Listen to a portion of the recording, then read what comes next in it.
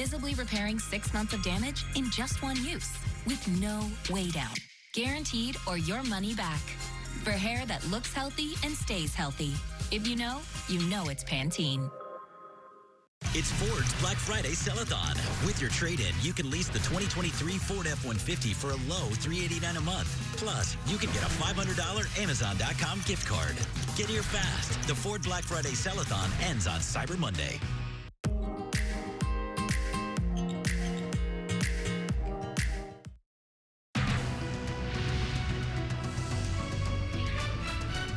Now at noon, Israel and Hamas have agreed to extend their temporary ceasefire with more hostages reportedly freed.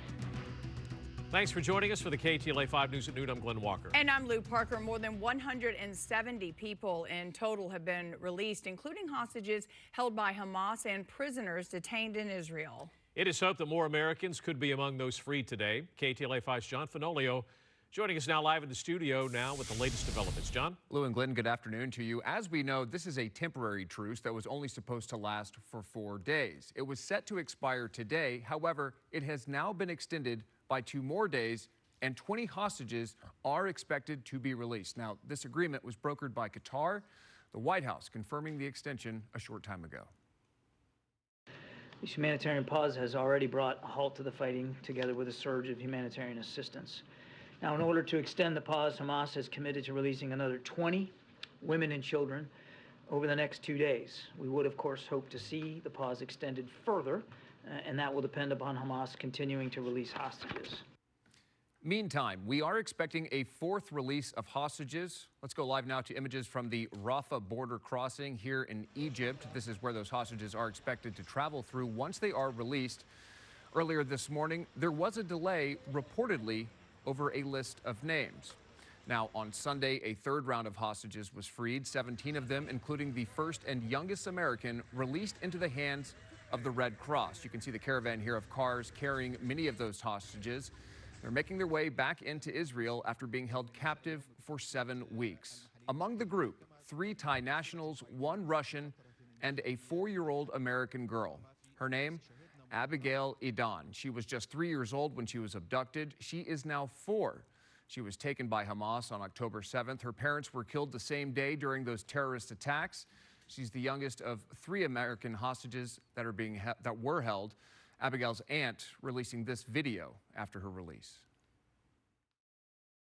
I just want to say she has a family and we're taking care of her. So don't worry about it. And it's very important to let her be now with the family.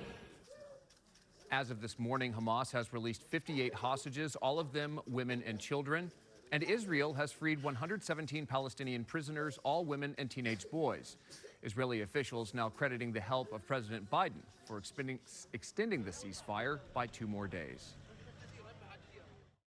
These were negotiated with the help of President Biden, and we thank him for putting his effort and his office behind these arrangements.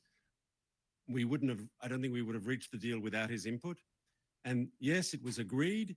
Every extra day, we get 10 hostages, and we'll stand by that. New images today at the Rafah border crossing between Egypt and Gaza. You see trucks lined up, ready to get through. This 4-day ceasefire is desperately needed. It's an opportunity for aid trucks to get into northern Gaza to deliver food, fuel, water, and medical supplies. Now, Israeli officials do say that this 2-day extension will not go into effect until the 4th round of hostages are released. Again, that's expected to happen later today. The White House says they just don't know if the 2 remaining Americans on that list, both of them women, will be in that group. The ceasefire, again, has been extended, and it will allow for 20 more hostages to be released. We'll bring another update at the top of the hour. Lou, Glenn, back to you. All right, John Finolio, thank you. Developed today, a close call for a U.S. warship off the coast of Yemen.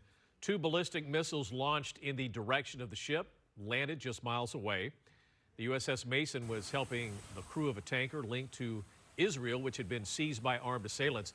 This is file video of that Navy warship. The Pentagon says the U.S. Navy demanded the armed assailants release the tanker yesterday. 5 armed individuals left the tanker and eventually surrendered to the Navy.